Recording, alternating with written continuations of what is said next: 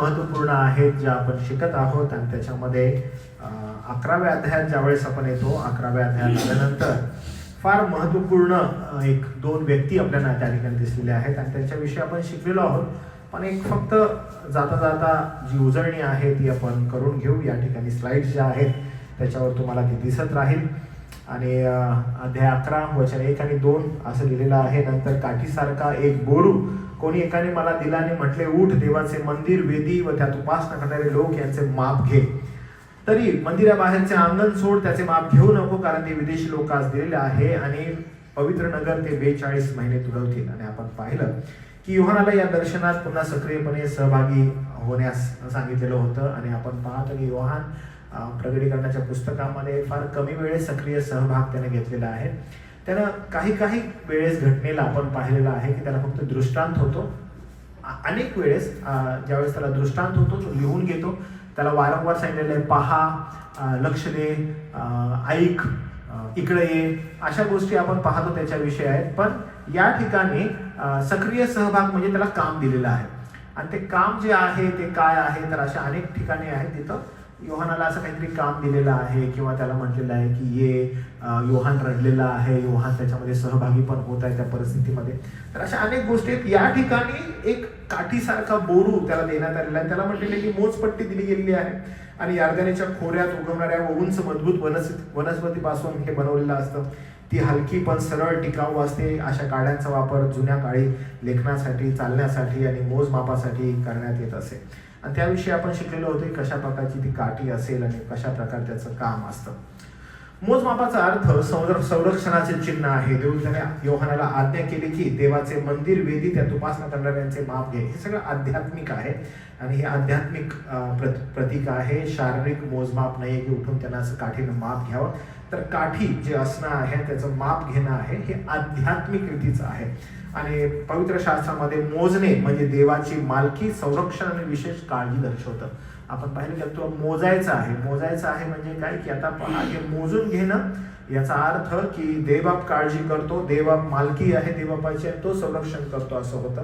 याचा अर्थ या काळात देवाने आपल्या लोकांना त्याच्या उपासनेला ओळखून तो ठेवणार होता की या कठीण दिवसामध्ये, महासंकटाच्या काळामध्ये कोण कोण लोक टिकाव धरून आहेत, कोण कोण लोक त्या ठिकाणी टिकलेले आहेत, या संदर्भात त्यांचं माप घ्यायला तो त्यांना सांगत आहे. मंदिराचा जो अर्थ आहे तो ग्रीक भाषेत निओस म्हणजे मंदिराच्या अंतर्गत भाग, पवित्र स्थळ आणि पवित्र स्थान असं म्हटलेलं आहे. येथे उल्लेखलेले मंदिर स्वर्गीय नाही तर पृथ्वीवरील येरुशलेम मधील आहे. कारण वचन 2 मध्ये पवित्र नगरी म्हणजे येरुशलेम असा उल्लेख आहे. या काळात मंदिरात उपासना करणारे म्हणजे महासंकटाच्या काळातील विश्वासू यहुदी जे परमेश्वरावर श्रद्धा किंवा विश्वास ठेवतात त्यांचं त्याला माप घ्यायचं आहे. जसं मी तुम्हाला सांगितलं की 1,44,000 हा जो आकडा आहे त्या कालखंडामध्ये, महासंकटाच्या काळामध्ये या लोकांचं विशेष संरक्षण होणार आहे. आणि मग योहानाला त्या ठिकाणी दिलेलं हे काम आपण पाहतो. हे होत असताना एक विलक्षण गोष्ट घडणार आहे आणि त्याच्याकडे आपण थोड्याच वेळात जाणार आहोत. बघा, यहुदी मंदिराचा जो क्रम होता तो यहुदी मंदिराचा क्रम कसा होता. पहिलं मंदिर शलोमोनानं बांधलं आणि त्याची जी तयारी आहे ती दाविदानं केलेली होती आणि दाविदानं तयारी केली, शलोमोनानं मंदिर बांधलं. दुसरं मंदिर जेव्हा ते जरुबाबेल पासून पुन्हा आले, जेव्हा ते गुलामगिरीत पुन्हा आले आणि एज्रा, नेहम्या, जखर्या, नंतर हेरोदाने त्याचा विस्तार केला. हे मंदिर 70 मध्ये रोमन सेनापती टायटसने नष्ट केलं. आणि जसं प्रभू येशू ख्रिस्त याच्याविषयी भविष्यवाणी करतो आणि म्हणतो, हे जे तुम्ही विटावर वीट दिसते, चिरावर चिरा दिसतात, एकही राहणार नाही, अशी जी भविष्यवाणी प्रभू येशू ख्रिस्त करतो, लगेचच 70व्या दशकामध्ये ती पूर्ण झालेली आपल्याला दिसते. आणि हे फार डेंजरसली आपण पाहतो की AD 70 मध्ये, इसवी सन 70 मध्ये हे पूर्णपणे नष्ट झालेलं आहे. आणि नष्ट झाल्यानंतर तिसरं जे मंदिर आहे ते अजून बांधलेलं नाहीये. इस्रायलामध्ये तिसरं मंदिर बांधलेलं नाही आणि त्याच्याविषयी तुम्हाला मागच्या बायबल स्टडीला सांगितलेलं आहे की त्या लोकांची ऑलरेडी तयारी झालेली आहे. हिस्ट्री काय सांगत आहे, कशा रीतीनं ते त्या गोष्टीकडे आकर्षित आहेत. आणि आपण पाहतो की या महासंकटाच्या काळामध्ये, जेव्हा हा महासंकटाचा काळ चालू होईल तेव्हा हे तिसरं मंदिर बांधण्यात येईल. आणि हे कोण बांधणार आहे, तर जो ख्रिस्त विरोधक आहे तो या मंदिराचा उपयोग करणार आहे. आणि आपण पाहणार की ज्यावेळेस देवबाप करो की आपण हे पाहण्यासाठी नसू, आपण त्याच्या अगोदर प्रभू संगती घेतले जाऊ. पण ख्रिस्त विरोधक या मंदिराचा उपयोग करून त्यात प्रवेश करेल आणि त्याला अपवित्र करेल असं म्हटलेलं आहे. ओसाडीचा अमंगळ पदार्थ त्या मंदिरामध्ये जाणार आहे आणि हे होणार आहे, आपण पाहिलेलं आहे. शेवटलं जे मंदिर आहे ते चौथं मंदिर परमेश्वर स्वतः आपल्या 1000 वर्षाच्या राज्यात बांधेल आणि ह्याच्याविषयीचा उल्लेख पण आहे. म्हणजे आपण पाहतो की जे शेवटलं मंदिर असणार आहे याही मंदिराचा नाश होणार आहे. जे ख्रिस्त विरोधक ज्याला तो विटाळलेल त्या मंदिराचा नाश होईल. पण जे शेवटलं मंदिर आहे ते शेवटलं मंदिर आपण पाहणार आहोत. येशू ख्रिस्त ज्यावेळेस 1000 वर्ष राज्य करेल त्या राज्यामध्ये ते स्वर्गीय मंदिर जे असणार आहे ते आपण पाहणार आहोत 1000 वर्षाच्या कालखंडामध्ये. बाहेरील अंगण जे आहे, आपण मागच्या वेळेस मी तुम्हाला सांगितलं की मंडप जो आहे त्याच्याच दृष्टिकोनातून मंदिर बांधलेलं होतं आणि आपण पाहतो की जे बाहेरील अंगण होतं म्हणजे मंदिराच्या बाहेरील अंगण परराष्ट्रीय लोकांचं असायचं. आणि मग देवदूत असं म्हणतो मंदिराबाहेरचं अंगण सोड, त्याचे माप घेऊ नको, कारण ते परराष्ट्रीयांसाठी दिलेलं आहे. हे अंगण म्हणजे मंदिरातील ते भाग जेथे यहुदी इतर लोकांचा प्रवेश असायचा. या काळात परराष्ट्रीय म्हणजे अविश्वासी, देवाला नाकारणारे लोक जे यरुशलेमेचा मंदिराचा अपमान करतील त्यांच्याविषयी बोललेलं आहे की ते मंदिर तुडवतील, अपवित्र करतील असं तो म्हटलेला आहे. त्याचा उल्लेखच तो आहे कारण ते मंदिर सर्वांसाठी ओपन केलं जाणार आहे. आणि यहुदी मतप्रणालीप्रमाणे जुन्या कराराप्रमाणे जे मंदिर आहे मंदिरामध्ये परराष्ट्रीय लोकांचा प्रवेश निषिद्ध आहे. मंदिरामध्ये परराष्ट्रीय लोक जाऊ शकत नाहीत आणि हा जुन्या काळाचा नियम होता. पण ख्रिस्त विरोधक आल्यानंतर तो नियम काय होणार आहे, तुटणार आहे. आजच आत्ताचीच न्यूज होती, मी बघत होतो. तुम्हाला माहिती आहे की आता सध्या न्यूयॉर्क जी सिटी आहे, न्यूयॉर्कचा एक मेयर झालेला, तुम्ही ऐकलं त्याच्याविषयी काय न्यूज ऐकली तुम्ही? न्यूयॉर्कचा मेयर विषयी काय ऐकलंय तुम्ही न्यूज? इंडियन ओरिजिन आहे आणि तो मुस्लिम आहे. आणि हिस्ट्रीमध्ये फर्स्ट टाइम असं झालेलं आहे US की कोणीतरी मुस्लिम मेयर निवडून आलेला आहे.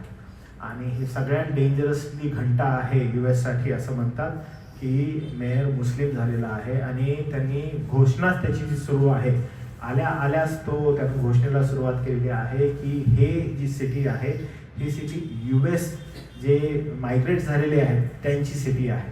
आणि त्यानं भाषणास सुरुवात अशी केलेली आहे की hey Donald Trump, are you listening me, increase your volume, आणि मग माझं ऐक मी तुला काय म्हणत आहे. हे जे सिटी आहे ही सगळ्या लोकांची आहे आणि ह्या सिटीमध्ये प्रत्येकजण जे मायग्रेट झालेले लोक आहेत त्यांचे लोक सगळे आरडाओरड करतात, सगळे बोलत आहेत. पण धोक्याची घंटा अशी आहे की यालाच निगडीत इस्लामिक जे मॉस्क आहेत त्याच्यामध्ये न्यूज अशा आहेत, बोलत आहेत की आता आपण फक्त एक सिटी काबीज केलेली आहे आणि येणाऱ्या दिवसामध्ये अशा अनेक सिटीज आपण काबीज करायच्या आहेत आणि मग त्याच्यामध्ये खूप मोठ्या प्रमाणात आपलं राज्य आपण स्थापायचं आहे. जे पहिल्यापासून आपलं होतं, जे आता नाही आहे पण ते पुन्हा आपण घ्यायचं आहे. आणि मग त्या मॉस्कमध्ये पुन्हा एकदा घोषणा आहे अल्लाहू अकबर, अल्लाहू अकबरच्या. आणि अल्लाहू अकबर याचा अर्थ काय आहे की अल्लाचं नाव जे आहे ते महात्म त्याचं मोठं व्हावं आणि त्याचं गौरव व्हावं असं आहे. UK बहुतांश जे ख्रिस्ती चर्चेस आहेत, विशेष करून कॅथलिक्स आणि प्रोटेस्टंट जे जुनेवाले मोठे मोठे चर्चेस आहेत, आता ते वापरात येत नाहीत कारण लोक चर्चेसला जात नाहीत. तर बहुतांश चर्चेस जे आहेत तो वापर जो आहे तो सध्या त्यांच्या नमाजसाठी करण्यात येत आहे आणि पुष्कळ जण नमाज करून घेत आहेत. तर हे फार मोठ्या प्रमाणात होत आहे आणि अशीच घटना जी आहे ही घटना येणाऱ्या दिवसामध्ये, मी तुम्हाला हे यासाठी सांगतो की ही धोक्याची घटना आहे. येणारा जो काळ आहे तो आपण बघत आहोत की खूप लवकर आहे आणि लोकांना काय हवं आहे, लोकांना युनिटी हवी आहे, लोकांना शांतता हवी आहे, लोकांना पीस हवा आहे. आणि लोक म्हणतात भांडणं नको, तंटा नको, कशाला. मग आता सध्या पण तुम्ही बघितलं ना, जेव्हा आपला ख्रिस्ती विश्वास असतो आणि समजा मी इथून प्रीच करतो आणि मी ज्यावेळी डिस्क्रिमिनेट करतो, म्हणजे डिस्क्रिमिनेट इन द सेन्स हे सत्य आहे, हे असत्य आहे आणि हे पाळक असे आहेत, हे पास्टर असे आहेत, हे संदेश देतात. तर तुमच्यातील बहुतांश लोक कदाचित माझ्याविषयी असं म्हणतात की पाळक साहेब दुसऱ्यांविषयी बोलू नका ना, आपल्याला काय करायचं, देव न्याय करणार. हे जे माइंडसेट आहे ना, हे आपलं माइंडसेट आहे माणसाचं, का आम्हाला नको आहे ते. पण बायबल अख्खा आपल्याला डिस्क्रिमिनेट करतं. बायबल प्रारंभापासून डिस्क्रिमिनेट करतं. बायबल म्हणते की हे खरं आहे, हे खोटं आहे, हा खोटा आहे, हा खरा आहे. आणि वारंवार पवित्र शास्त्र म्हणतं येणाऱ्या दिवसामध्ये कोण लोक वर येणार आहेत माहिती आहे काय, the one who wanted peace, शांती हवी आम्हाला, नाही आम्हाला तंटा नको. आता हे लोक कोण आहेत जे बाहेर आले? हे लोक ते आहेत ज्यांना पीस हवा. पीस का हवा आहे? डोनाल्ड ट्रम्प सांगत आहे की जे कोणी US सिटीजन्स नाही आहेत, तुम्हाला आता बाहेर जाण्याची वेळ आहे आणि तुम्हाला आता बाहेर निघायचं असं तो म्हणत आहे. मग लोक म्हणतात नाही, मग ते कोण आहेत? ते राईट विंग म्हणतात त्यांना. मग राईट विंग आणि लेफ्ट विंग असते. लेफ्ट विंग काय म्हणते? लेफ्ट विंग म्हणते की आपण सगळे एक आहोत, कशाला असं करायचं, काही कुणाला बोलू नका, सगळ्यांनी प्रेमानं राहा, असं होत आहे. पण लक्षात घ्या, येणाऱ्या दिवसामध्ये हेच उभं राहणार आहे. लोक त्याकडेच आकर्षित होणार आहेत आणि हे चिन्ह आहे येणाऱ्या दिवसामध्ये घडणाऱ्या गोष्टींचं. आणि म्हणून लक्षात घ्या, जे आजपर्यंत घडलं नाहीये, पवित्र नगरी यरुशलेमचं जे मंदिर आहे ते मंदिर बांधल्यानंतर जे आजपर्यंत घडलं नाही की परराष्ट्रीय लोकांना बाहेरचं अंगण दिलेलं होतं, असं म्हटलेलं आहे ते पवित्र मंदिर पायानं तुडवतील. आणि पवित्र शास्त्र, विशेष करून जुन्या काळाचे नियम जे आहेत ते ऍब्सोल्युटली ह्याच्या विरोधात आहेत. आणि लोक म्हणतील की नाही, मंदिराची दारं उघडा, आणि ते मंदिराची दारं उघडतील. आपला विश्वास आहे की मंदिर जे आहे ते नाहीये. पण लक्षात घ्या, नियम जुन्या कराराचा आहे आणि हे होणं गरजेचं आहे. परमेश्वर देवबाप ही गोष्ट घडू देणार आहे आणि लोकांचा त्या ठिकाणी न्याय होणार आहे. परमेश्वर अलाऊ करणार आहे. हे तुम्हाला समजत आहे? देवबाप अलाऊ करणार आहे. आणि म्हणून आज ज्या घटना घडत आहेत तुम्हाला फार बारकाईनं पाहायचं आहे. आणि बारकाईनं पाहून तुम्हाला बघायचं की काय चालू आहे, काय चालू आहे, काय चालू आहे. ओके, हे होत आहे बरं का. मी तुम्हाला एनकरेज करेन की तुम्ही जा आणि हे बघा. सध्या न्यूयॉर्क सिटीमध्ये फार मोठा केऑस चालू आहे, खूप मोठं पॉलिटिक्स चालू आहे. का घडत आहे असं? तर सर्व धर्म समभाव असतो ना, जो आपल्या इथं आहे तो तिथं चालू आहे. त्यानं त्याच्या जे इनॉग्रेशन स्पीच होतं ना, त्याच्यामध्ये त्यानं गाणं कुठलं लावलं माहिती आहे का? धूम मचाले. इनॉग्रेशन स्पीच मध्ये त्यानं गाणं कुठलं लावलं? धूम मचाले. जे हिंदी फिल्मचं गाणं, बॉलिवूडचं, ते त्यानं तिथं लावलं आणि ते लावून त्यानं जल्लोष केलेला आहे. तुम्हाला ठाऊक आहे न्यूयॉर्क सिटी काय आहे? New York city one of the richest city in the world आहे. आणि ही सिटी खूप सारा फायनान्स USचा रन करते.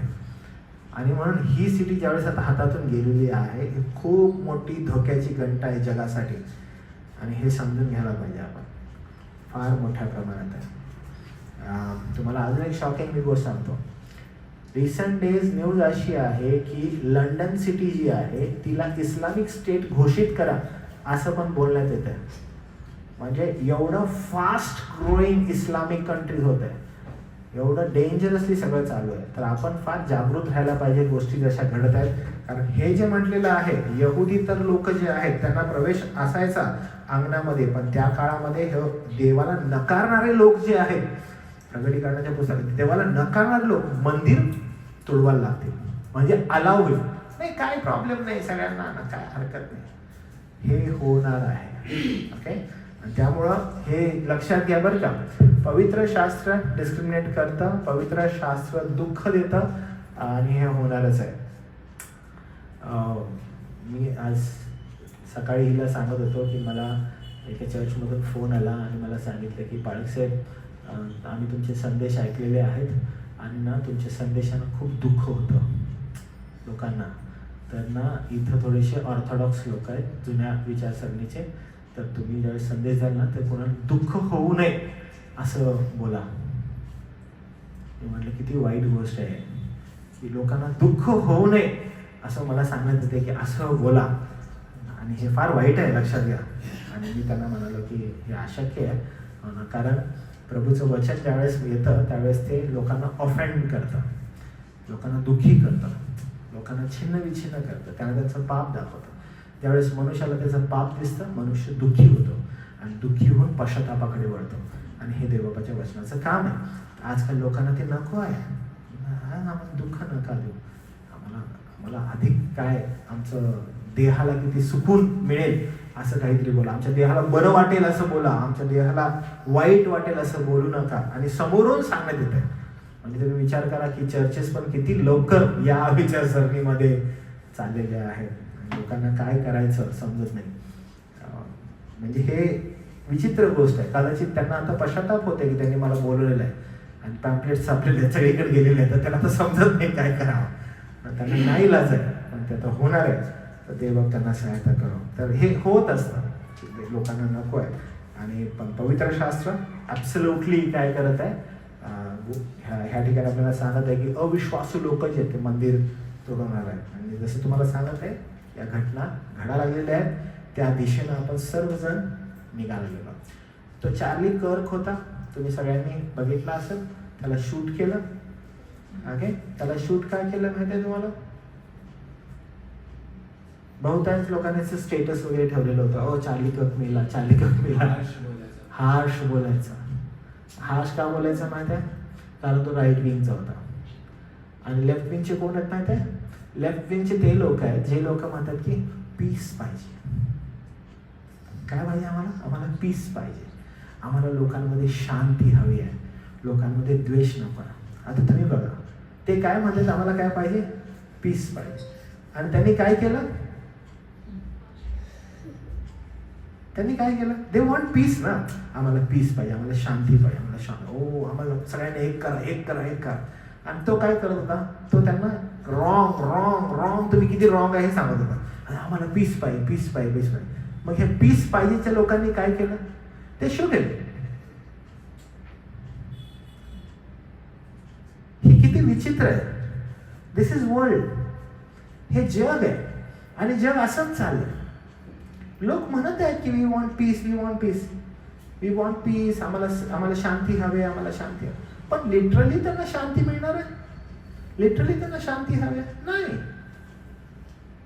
ते बोलत आहेत की आम्हाला शांती पाहिजे, पण त्यांना शांती नको आहे. त्यांना शांती मिळणार नाही.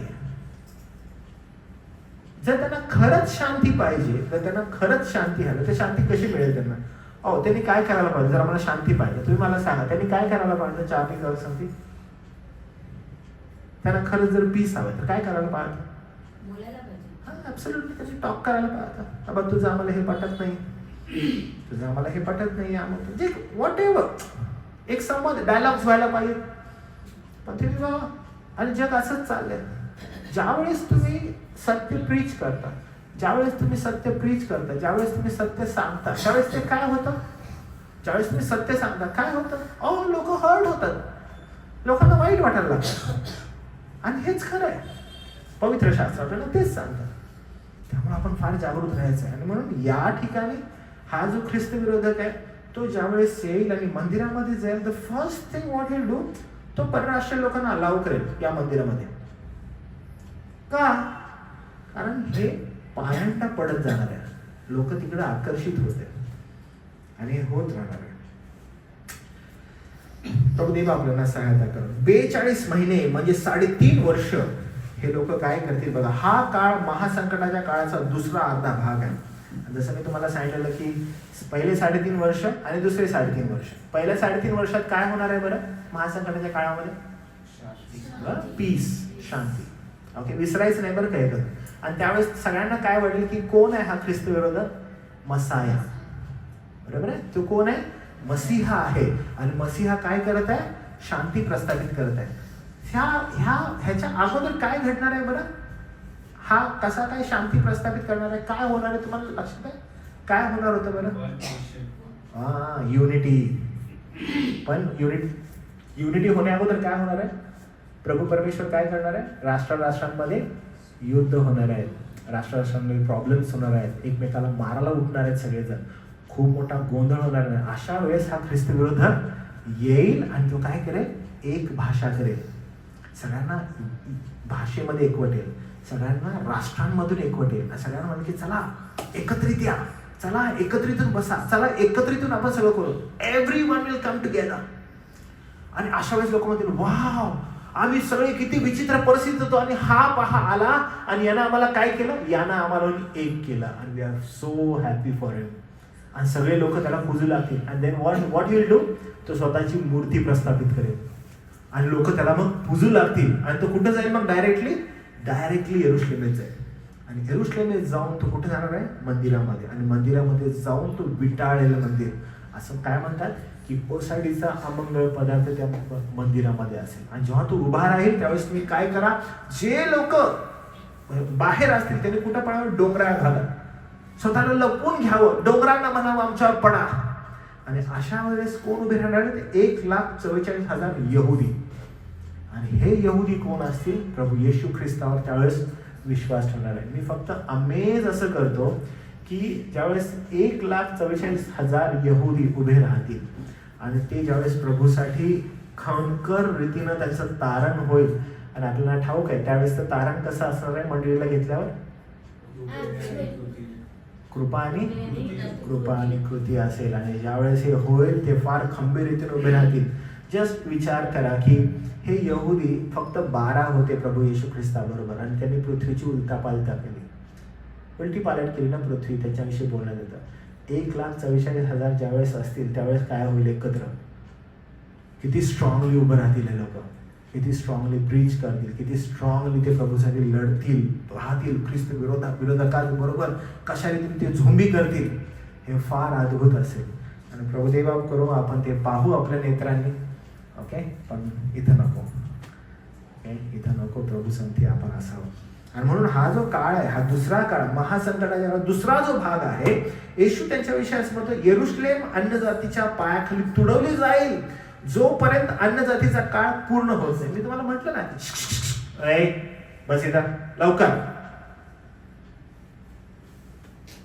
जेव्हा अन्य जातीचा काळ असेल तो फार डेंजरस असेल, एकदम डेंजर. आणि हा संपूर्णपणे यरुशलेमला काय करेल? तुडवेल पायाखाली, जे अलाउड नाहीये, जे होणार नाहीये. गेल्या 2000 वर्षात यरुशलेमवर अनेक अन्य जातींनी राज्य केलं. रोम आलं, बायझंटाईन आलं, मुस्लिम खलिफा आलं, क्रुसेड्स आली. क्रुसेड्स माहिती आहे तुम्हाला काय होतं? अहो मी तुम्हाला, हे फार डेंजरस होतं. इतिहासामध्ये स्वीडनचं जे क्रुसेड आहे ते एवढं भयानक होतं. मी काल या मुलांना उगीच असं पकवत होतो की माझा कोण फ्रेंड आहे वगैरे असं काही काही. ओके, पण I tell you history is far important. Okay, हे क्रुसेड जे आहे हे कॅथलिक क्रुसेड होतं. इस्लामिक जे राष्ट्र आहे ते असे विजय मिळवत चाललेले, आणि त्यावेळेस कॅथलिझम जे आहे ते त्यांना प्रोटेस्ट करायचं होतं. आणि स्वीडनपर्यंत इस्लामिक राष्ट्र आले, जिहाद म्हणून ते करत होते, राष्ट्रांवर विजय मिळवत होते. त्यामुळे मिडल ईस्ट जर तुम्ही बघितलं, मिडल ईस्ट अख्खंच्या अख्खं इस्लामिक आहे. हे कसं झालेलं आहे? कारण जिहाद झालेला होता, आणि जिहाद झाल्यानंतर त्यांनी राष्ट्रांवर विजय मिळवत चाललेले होते. आणि त्यांचं तलवारीनं फक्त राष्ट्र काबीज करणं हे त्यांचं काम होतं. ते करत चालले स्वीडनपर्यंत आले. स्वीडन ह्याला क्रुसेडचा टाइम म्हणतात.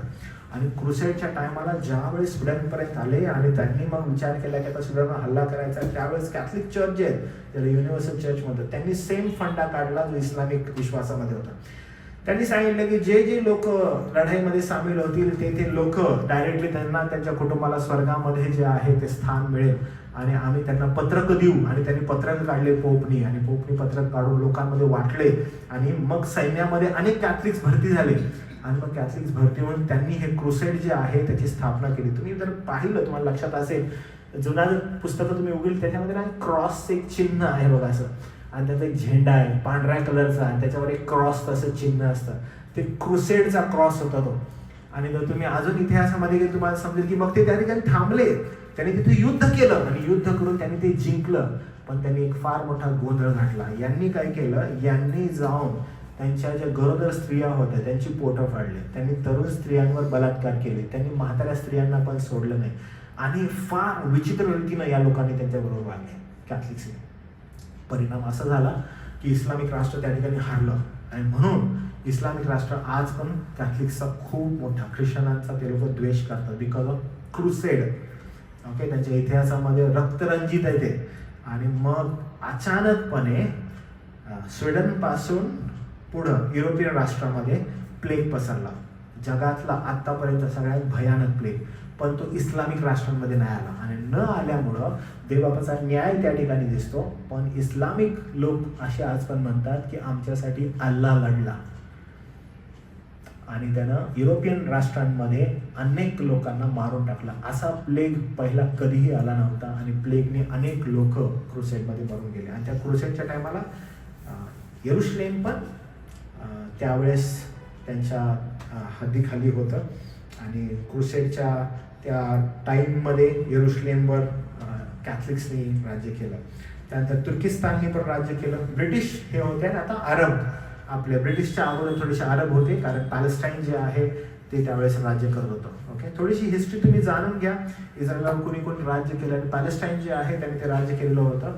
आता सध्याची हिस्ट्री आपण पाहतो की ऑलरेडी या लोकांनी पॅलेस्टाईनला थोडं थोडं बाहेर केलेलं आहे, आणि आता फक्त गाझा या ठिकाणी पॅलेस्टाईन उरलेलं आहे. ओके, बाकीचं कुठंच नाही. वेस्ट साईड जी आहे तिथं थोडंसं उरलेलं आहे, बाकीचं कुठंच नाही उरलं. तुम्हाला ठाऊक आहे 1948ला जेव्हा युनियननी सोव्हिएत युनियन आहे त्यांनी काय केलं, ह्यांना फक्त आपले जे इस्रायली लोक आहेत त्यांना म्हटले की तुम्हाला आम्ही छोटंसं तिथं राहायसाठी स्थान देतो, आणि त्यांना छोटं स्थान दिलं बरं का. तुम्ही विचार करा काय झालेलं आहे, ह्यांना फक्त छोटं राहायला दिलं तिथं. देवबाप किती अद्भुत आहे, शास्त्रात लिहिल्याप्रमाणे गोष्टी घडल्या आणि असंच आहे. मी तुम्हाला पुन्हा एकवटेन, आणि त्यांना पुन्हा एकवटलं, छोटंसं दिलं. मी तुम्हाला सांगू, टिळकनगर एवढा पण एरिया नसेल तो त्यांना दिलेला. जेव्हा 1948ला इस्रायलला एरिया दिला तर एवढाच एरिया दिलेला, त्यामध्ये हे सगळे जण राहिले. पण ह्यांनी प्रॉब्लेम काय केला, बाकीचे सगळे इस्लामिक जे राष्ट्र आहेत ना त्यांनी या टिळकनगर सारख्या एरियाला हरवायचं ठरवलं आणि ह्यांना इथंच मारून टाकायचं.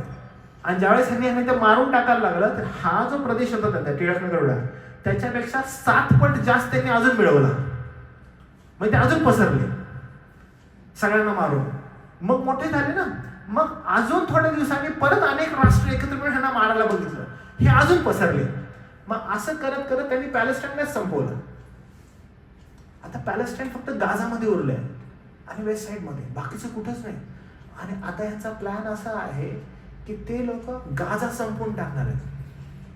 आणि ते लोक आता रिक्वेस्ट करायला लागले की गाझामध्ये जे कोणी उरलेले पॅलेस्टाईनचे आहेत त्यांना तुम्ही घ्या आणि आम्ही त्यांची एक नवीन वसाहत करतो कुठं, आफ्रिकेमध्ये, तिथं त्यांना घेऊन सोडा, सोमालियाच्या जवळ. आम्ही त्यांना तिथे जाऊन सोडतो, आम्ही त्यांचं सगळं करतो असं ते म्हणतात, पण आम्हाला गाझा पण पाहिजे. म्हणजे हे सगळं ते करतात. आणि आपण जर नीट पाहिलं, everything is written in scripture. शास्त्रात लिहिल्याप्रमाणे घडत आहे. आपण क्लोज जात आहे प्रभूच्या येण्याच्या फार, आणि हे लोक पसरत आहेत. आपण बघितलेलं आहे 5 वर्ष अगोदर जेव्हा डोनाल्ड ट्रम्प आलेला, त्यांनी सगळ्यात पहिली गोष्ट अशी केली की US त्या ठिकाणी एक त्यांचं जे ऑफिस आहे ते ओपन केलं येरुशलेममध्ये. हे होत आहे, हे एकदम सिस्टमॅटिकली होत आहे. पवित्र शास्त्रात लिहिल्याप्रमाणे घटना घडत आहे. आणि म्हणून 3.5 वर्षाच्या वेळेस काळाकडे आपण बघतो, हे प्रिपरेशन आहे, ख्रिस्त विरोधकाचं प्रिपरेशन होत आहे आणि ते घडणार आहे बरं का. आता ती इस्रायलच्या ताब्यात असलेली पण ती वादग्रस्त आहे, परंतु ख्रिस्त विरोधकाच्या राज्यात होणारे तुटवडे हे सर्वात भयंकर असतील. त्या काळात देव आपल्या विश्वासू लोकांचे संरक्षण करेल आणि त्यांना सुरक्षित स्थळी नेईल. योहानाला मंदिर, वेदी, उपासकांचे माप घेण्यास सांगितले गेले. म्हणजे देव आपल्या लोकांना ओळखतो, त्यांचे रक्षण करतो, परंतु बाहेरील अंगण, जगातील अविश्वासी लोकांचे प्रतीक देवाच्या न्यायाखाली येईल. 42 महिन्यांच्या या काळात ख्रिस्त विरोधकाचे राज्य तात्पुरते दिसेल, पण देवाचा अधिकार कायम राहील. एकदम तात्पुरत राहील. 42 महिने असा उल्लेख आहे त्या ठिकाणी. 48 मंथ्स म्हणजे 3.5 वर्ष. 3.5 वर्षाचा कालखंड त्यावेळेस तो फार भयानक असेल, एकदम डेंजरस असेल. आता बघा, इथे एक अद्भुत घटना घडली 3ऱ्या वचनानंतर. 2 साक्षीदार असतील, म्हणजे 2 व्यक्ती येणार आहेत अचानकपणे. त्यांच्याविषयी खूप साऱ्या गोष्टी म्हणतात की ते कोण असतील. मी तुम्हाला त्याच्याविषयी मागच्या वेळेस सांगितलेलं होतं हे कोण असतील, पण काय दिसतं आपण बघूया. माझे 2 साक्षी यांना मी अधिकार दिला आणि ते तरट पांघरून 1260 दिवस संदेश सांगतील. 1260 दिवस म्हणजे किती? 3.5 वर्ष. ओके, संदेश सांगतील. काय सांगतील बघा, मी अधिकार त्यांना देणार आहे. हे सामर्थ्य परमेश्वराकडून हे 2 जण असतील बरं का. तुम्ही विचार करा की हे 2 येतील आणि जो ख्रिस्त विरोधक आहे त्याच्या विरोधात असतील. म्हणजे जो अख्ख्या देशावर, जगावर राज्य करत आहे, अख्खं जग ज्याला पूजत आहे, त्याच्या विरोधात येऊन हे काय करतील? संदेश देतील. मी तुम्हाला मागच्या वेळेस सांगितलं, मागच्या बारदशमीला, की पूर्वी जर असं कोणी बोललं असतं की अख्खं जग त्यांना पाहिल, समजा 100 वर्षापूर्वी, 200 वर्षापूर्वी, 1000 वर्षापूर्वी जर कोण बोलला असेल की अख्खे जगातले डोळे त्यांना पाहतील, तर आपण विचार केला असता त्यावेळेस की कसं शक्य होईल? अख्खं जग कसं पाहू शकतं? पण शास्त्र म्हणतं अख्खं जग पाहणार, त्यांना आपल्या डोळ्यांनी पाहतील. पण आज जर कोणी असं म्हटलं की ना या दोघांना अख्खे जग पाहिल, आपण म्हणू की हा बरोबर आहे, पाहू शकतात. का मीडिया आहे, सोशल मीडिया आहे, नक्कीच पाहू शकतात. त्यांच्यावर कॅमेरे असतील, कारण ते असे लोक आहेत की ते बोलतील त्यांना, आणि सगळ्यांचे काय असतील? कॅमेरे त्यांच्यावर. अख्ख्या जगामध्ये अख्ख्या जगातील लोक त्यांना पाहतील. कोण आहेत सगळेजण पाहतील. मी पुन्हा तुम्हाला सांगतो की रिसेंटली एक न्यूज होती बघा. आता समजा आपला मोदी आहे, नरेंद्र मोदी आहे, त्यांच्याविषयी जर कोणी काही अपशब्द बोलले, 2 जण आहेत आणि त्यांनी बोलले किंवा काहीतरी त्यांना इजा होईल असं केलं, तर काय होईल, अख्खी न्यूज चॅनल त्यांच्या मागे लागतील, कोण आहेत कोण आहेत कोण आहेत हे दोघं, त्याच्या मागे कॅमेरा लागतील. तुम्ही विचार करा की जगावर जो अधिकार त्यावेळेस कळते 3.5 त्याच्या विरोधात दोघं उठत आहेत आणि दोघं त्याच्या विरोधात बोलत आहेत. अख्ख्या जगाचे कॅमेरेच त्यांना लागतील, ते असतील.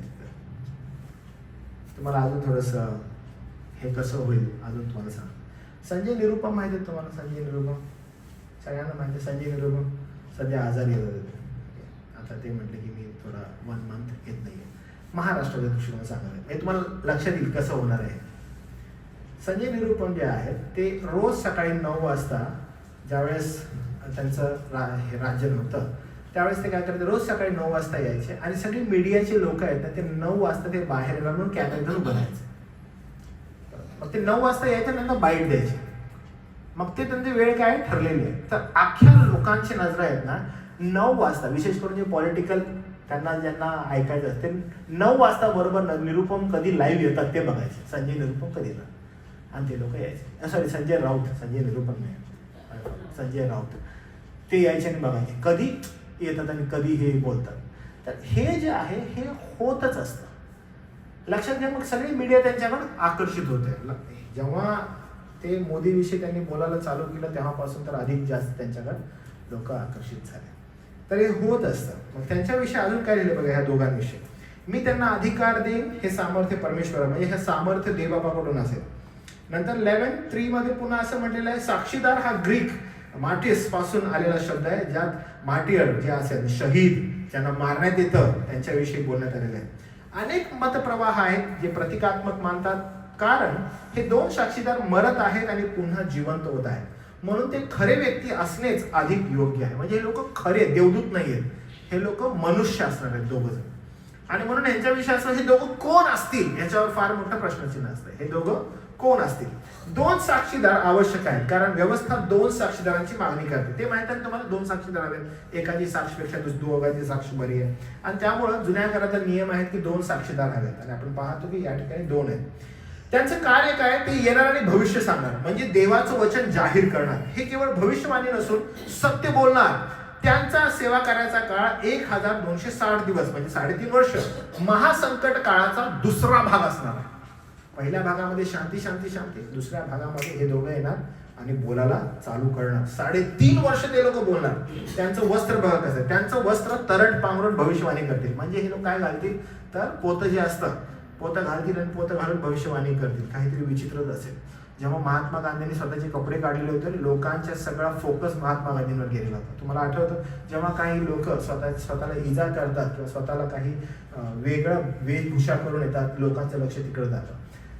तुम्हाला सगळ्यात इम्पॉर्टंट गोष्ट महात्मा गांधींच्या लाईफमध्ये जर कोणती होती तर त्यांनी कोट काढणं, बॅरिस्टर होते ते, त्यांनी कोट काढणं आणि मग त्यांनी फक्त लुंगी घालणं आणि अर्धवस्त्र म्हणजे वरचं सगळं उघडं त्यांचं आणि फक्त लुंगी, असा माणूस घालून फिरत आहे.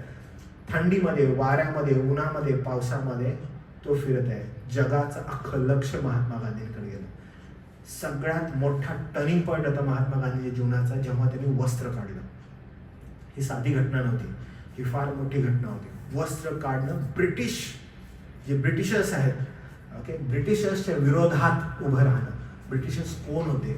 जगावर सत्ता करत होते. ब्रिटिशर्स कोण होते? जगावर सत्ता करत होते आणि त्या जगावर सत्ता करणाऱ्या लोकांच्या विरोधात उभं राहण्यासाठी एक प्रतीक त्यांनी केलं. काय केलं? कपडे काढले. एक वेगळा भाव ज्यावेळेस दिला लोकांचं लक्ष आकर्षित झालं आणि ते काय म्हणाले की माझ्या देशामध्ये बहुतांश जे लोक आहेत त्यांना घालायला कपडे नाही आहेत आणि त्यामुळं मी त्यांच्या सारखा बनण्यासाठी हे करत आहे. आणि त्यांनी ती कृती केल्यामुळं अख्ख्या लोकांचं लक्ष तिकडं आकर्षित झालं. इथं आपण पाहतो की इथं एक घटना घडणार आहे ख्रिस्त विरोधकाच्या विरोधात. ज्यावेळेस हे दोघं उभं राहतील ते वस्त्रासंदर्भात काय करणार आहेत तर ते तरट पांघरणार. तरट कशाचं चिन्ह आहे? पश्चातापाचं. 3-3.5 वर्ष शांतता असणार आहे. अचानक हे दोघं येतील आणि दोघे येऊन तरट पांघरतील. लोकांना समजणार नाही. एव्हरीथिंग इज गोइंग स्मूथ, सगळं चांगलं चालू आहे, त्याची वाहवा होत आहे, त्याची मूर्ती बांधलेली आहे आणि हे दोघं उठत आहेत, तरट पांघरत आहेत आणि त्याच्या विरोधात बोलत आहेत. लोकांचं आकर्षण या दोघांकडे जाणार आहे आणि हे काय करणार? भविष्यवाणी करतील, संदेश सांगतील आणि संदेश सांगत असताना सत्य बोलतील आणि कुणाच्या विरोधात असेल ते त्या ख्रिस्त विरोधकाच्या. त्याचा इंटरनल प्लॅन ते लोक रिव्हील करायला लागतील, त्याची आतली गोष्ट ते रिव्हील करायला लागतील, आणि लोक ऐकणार नाही, ख्रिस्त विरोधक ऐकणार नाही. असं म्हटलेलं आहे, ते लोकांच्या पापावर, मंदिराच्या अपवित्रतेवर, ख्रिस्त विरोधकाच्या अत्याचारावर शोक करतील. मी तुम्हाला म्हटलं ना, त्याच्या विरोधात बोलायला लागतील ते. आणि जेव्हा त्याच्या विरोधात बोलायला लागतील, मंदिर कसं अपवित्र केलेलं आहे त्याविषयी बोलायला लागतील. तुम्हाला माहिती आहे, असं नाही 1,44,000 तारण कसं होईल असं म्हटलं. ह्या दोघांची जी साक्ष आहे, ह्या दोघांची जी भविष्यवाणी आहे, ह्या दोघांचा जो संदेश आहे, त्यानं त्यांचं तारण होणार आहे, त्यानं त्यांचं मन फिरणार आहे. कारण त्यावेळेस ते बोलू लागतील, कारण तुम्ही मंदिरात कसं अपवित्र केलेलं आहे, तुम्ही मंदिरासंदर्भात कसं केलेलं आहे, ते जुन्या काळात ते संदर्भ काढतील आणि बोलतील, पहा ख्रिस्त विरोधक काय करत आहे, आणि त्या गोष्टी ते बोलू लागतील. त्यांची ओळख पृथ्वीच्या प्रभूसमोर उभी असणारी जैतुनाची 2 झाडे व 2 समया अशी आहेत. हे शब्द जखऱ्यामध्ये 4 अध्याय 1 ते 14 मध्ये लिहिले आहेत. यहोशवान, जरुबाबेल यांच्यासाठी हे वापरलेले होते. त्याप्रमाणे हे 2 साक्षीदार यरुशलेममध्ये आत्मिक जागृती घडवतील, मंदिराच्या पुनर्बांधणीत भूमिका बजावतील. त्यांची निश्चित ओळख सांगता येत नाही, पण ते देवाचे निवडले 2 भविष्यवक्ता असतील. हे 2 साक्षीदार व्यक्ती परमेश्वराकडून अधिकार घेऊन महासंकट काळात यरुशलेममधून भविष्य सांगतील. ते पश्चातापाचे, न्यायाचे संदेश देतील, पापावर शोक करतील. त्यांच्या साक्षीने अनेक यहुदी सत्याकडे वळतील. अनेक यहुदी जे आहेत ते यहुदी सत्याकडे वळू लागतील. अरे वाव, व्हॉट अ मेसेज, आम्ही पश्चाताप करत आहोत, किती सुंदर हा बोलत आहेत, हे किती छान सांगत आहेत. अनेक यहुदी वळू लागतील. मी तुम्हाला परत एनकरेज करेन बरं का, यहुदी ख्रिस्ताकडे वळणं ही सर्वसाधारण गोष्ट नाही आहे, ही अनन्यसाधारण गोष्ट आहे. आज पण US जी कंट्री आहे, USचा जो आर्थिक कारभार आहे, तो जर सगळ्यात मोठा कोण मॅनेज करतं तर ते यहुदी लोक आहेत. यहुदी लोकांकडे खूप जास्त संपत्ती आहे. जगातील सर्वात मोठा जो फायनान्शियल भाग आहे तो यहुदी लोक हँडल करत आहेत. टेक एनी कंपनी बरं का, कुठली पण कंपनी घ्या जी फार मोठी आहे, तुम्ही जर डिग केलं, रन कोण करत आहे? यहुदी. तुम्ही गुगल घ्या, तुम्ही अमेझॉन घ्या, तुम्ही आपला टेस्ला जो हा आहे तो डिग करा, यहुदी आहेत ते लोक. हे सगळे रन करतायत, हे चालवतात. मोठे मोठे अधिकारी घ्या, दे आर द पीपल. आणि जेव्हा ते लोक 1 by 1 पश्चाताप करू लागतील, प्रभूकडे लागतील, पृथ्वीची अर्थव्यवस्था डामाडोल होईल, ख्रिस्त विरोधक अधिक चेतेल आणि तो पुढे येईल. त्यांची निश्चित ओळख सांगता येत नाही, पण हे देवाचे निवडलेले लोक आहेत असं आपल्याला दिसतं. प्रकटीकरण 11 अध्याय 5 ते 6. त्यांना कोणी उपद्रव करू पाहिल्यास त्यांच्या तोंडातून अग्नी निघून त्यांच्या वैरांना खाऊन टाकतो. कोणी त्यांना उपद्रव करण्याची इच्छा करण्यास त्याला याचप्रमाणे जीवे मारण्यात येते. त्यांचा संदेश सांगण्याच्या दिवसात पाऊस पडू नये म्हणून आकाश बंद करण्याचा त्यांना अधिकार दिलेला आहे. पाण्याचे रक्त करण्याचा अधिकार त्यांना पाण्यावर आहे, आणि वाटेल तेव्हा पृथ्वीवर सर्व पिढ्यांना पीडित करण्याचा अधिकारी त्यांना आहे. हे 2 लोक आहेत बरं का. या दोघांमध्ये एवढं सामर्थ्य, म्हणजे हे बोलू लागले असं म्हटले की लोक, म्हणजे अग्नी निघतो ते तोंडातून, म्हणजे डायरेक्टली अग्नी नाही निघणार, पण त्याचे शब्द एवढे असतील की लोक काय करतील, स्वतःला मारून आणि भुसकून घ्यावं की काय असं ते करतील. त्यांचं अलौकिक सामर्थ्य आहे. या 2 साक्षीदारांना परमेश्वराने चमत्कारिक शक्ती दिली होती. ते देवाचा न्याय, कोप, पश्चातापाची गरज ठामपणे जाहीर करतील, म्हणून जग त्यांना तिरस्कार करेल. मी तुम्हाला सांगितलं ना, मी एक उदाहरण तुम्हाला देतो बरं का. मेथडिस्ट चर्चचा एक फाउंडर आहे जॉन वेस्ली नावाचे. तुम्हाला ऐकलं कधी यांच्याविषयी? जॉन वेस्ली नाव ऐकलं? जॉन वेस्ली मेथडिस्ट चर्च 1800 शतकाची आहे, त्याच्यामध्ये ते फाउंडर होते. त्यांनी मेथडिस्टची स्थापना केली. जॉन वेस्लींचा एक घोडा होता, त्या घोड्यावर ते बसायचे आणि सुवार्ता प्रसार करायचे. जॉन वेस्ली एव्हरी डे सुवार्ता प्रसार करायचे, जायचे. मी उद्या हे उदाहरण त्यांना देणार आहे त्या चर्चमध्ये जिथे मी चाललो तिथं. तर ते जायचे घोड्यावर बसून, आणि घोड्यावर बसून सुवार्ता प्रसार करायचे. 3 दिवस झाले, त्यांना एकही अंड कोणी मारलं नाही. 3 दिवस झाले त्यांना एकही टमाटा कोणी मारला नाही, त्यांच्या घोड्याला नाही, त्यांना नाही, किंवा त्यांना कोणी शिवी दिली नाही. घाण गलिच्छ कोणी त्यांना शिवी दिली नाही, आणि म्हणून त्यांना वाईट वाटत होतं. आणि अचानक 3 दिवसानंतर त्यांच्या हे लक्षात आलं की काहीतरी विचित्र घडत आहे माझ्याबरोबर, आणि मी काय करू. अचानकपणे ते त्यांचा घोडा थांबवला, एका झाडाखाली गेले, आणि झाडाखाली जाऊन ते आक्रोश करू लागले. ते प्रार्थना करू लागले की हे देवा, माझ्याकडून काय चुकलेलं आहे. देवा, मी एवढा कार्नल झालेलो आहे, की मी एवढा जगिक आणि दैहिक झालेलो आहे, की मी लोकांना आवडेल असं बोलायला लागलेलो आहे. देवा, मी एवढा विचित्र झालेलो आहे की लोक मला द्वेष करत नाहीयेत. प्रभू, मी योग्य मार्गावर आहे का, मला तो सांग. आणि ते फार रडू लागले. रडत असताना आणि प्रार्थना करत असताना अचानकपणे एक शेतकरी होता बाजूला, आणि त्या शेतकऱ्यानं त्यांना पाहिलं. शेतकऱ्यानं पाहिल्यावर त्याला म्हटलं की जॉन वेस्ली असं तो बोलला, आणि त्याच्या हातामध्ये जे काही होतं त्या शेतकऱ्याचा तो जोरात त्यांना तो फेकून मारू लागला. आणि हे करत असताना जॉन वेस्ली त्या ठिकाणी परत गुडघ्यावर गेले. प्रभूला त्यांनी एवढा धन्यवाद दिला की देवा, मी तुझे आभार मानतो की अजूनही मी तुझ्या सत्यवचनात आहे, याची साक्ष मला याच ठिकाणी तू पुन्हा प्रगट केलीस. आणि ते देवाचं गौरव करीत पुन्हा पुढे निघाले त्यांच्या घोड्यावर बसून.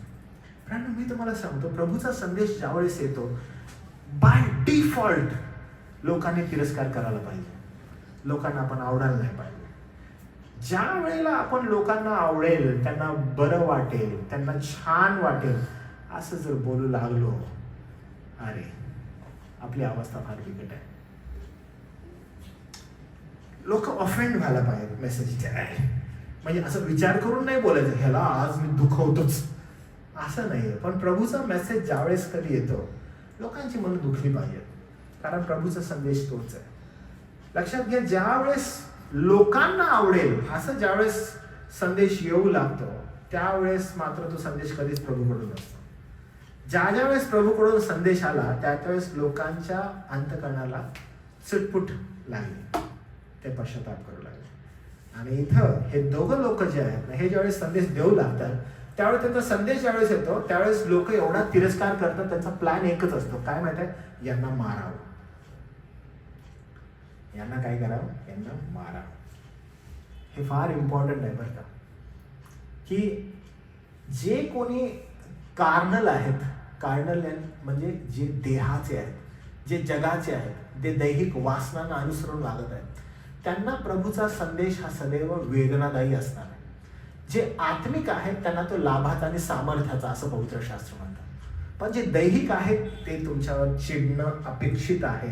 म्हणून राईट असण्याचं चिन्ह, जॉन वेस्ली म्हणतात की मी योग्य आहे की नाही प्रभू मला सांग, का मी एवढा खराब झालेलो आहे, एवढा कार्नल, एवढा दैहिक झालो की प्रभू मला आज कोणीच, मला 3 दिवस झालं कोणीच मला शिवीशाप दिला नाही प्रभू, कोणी एक अंड पण नाही मारलं मला प्रभू, एक कोणी टमाटा नाही मारला मला प्रभू, मी बरोबर आहे का?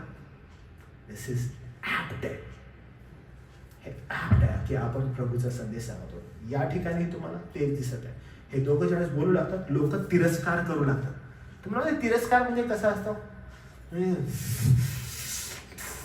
काय करू, सोडणार नाही ना, म्हणून काय ना तिरस्कार, काय करू याच मी, फार डेंजरस आहे, फार डेंजरस. मला ठाऊक नाही तुमचा कोणी तिरस्कार केला की नाही कधी. मला एक असेच न्यूज आहे की एक पत्नी आपल्या पतीचा तिरस्कार करते, आणि पत्नी काय करते म्हणजे तिरस्कारामध्ये तिला कळत नाही मी काय करावं, पतीचा कान चावते, आणि ते तिरस्कारामध्ये एवढा चावते, एवढा चावते की तुकडा काढून टाकते. तिरस्कारामध्ये माणूस कुठं काही करू शकतो. म्हणून एवढं डेंजर मागच बसली आहे बरं का बाबू, ते चेक करतात स्वतःचा कान. एवढा तिरस्कार आहे. लक्षात घ्या, जग फार मोठ्या प्रमाणात तिरस्काराने चालले. म्हणून पवित्र शास्त्र म्हणतं बघा की तुम्ही साधी सुधी नाही, तुम्ही एकमेकाला चावता आणि खाऊन टाकण्याचा प्रयत्न करता. म्हणजे दॅट काइंड ऑफ म्हणतो ना, तिरस्कार लोकांमध्ये भरलेला आहे. आणि ज्यावेळेस आपण शास्त्राकडे येतो, शास्त्राकडे असणारा तिरस्कार कसा आहे, जो सत्यवचन सांगतो त्याच्या विरोधात तिरस्कार आहे. जो कोणी त्यांना इजा करील, अग्नी त्याच्या तोंडातून निघेल, ते नष्ट होतील, ते नष्ट करतील, हे देवाच्या न्यायाचं प्रतीक असणार आहे. त्यांना स्वर्ग बंद करण्याचा अधिकार मिळाला होता. त्यांच्या भविष्यवाणी दरम्यान पाऊस पडणार नाही. ते डायरेक्टली म्हणू शकतात बरं का की पाऊस पडायला नाही पाहिजे आणि पाऊस नाही पडणार, ते म्हणजे इथं दुष्काळ पडणार, दुष्काळ पडणार. एवढं अलौकिक सामर्थ्य यांच्यामध्ये असं.